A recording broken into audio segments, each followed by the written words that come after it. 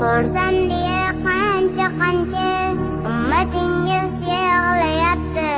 Yolg'onchi bu dunyolarda haqiqatni izlayapti.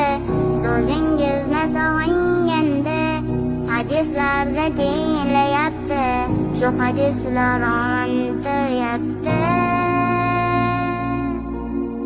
Hech bo'lmasa bir borgina tuslarimda ko'rolmayman.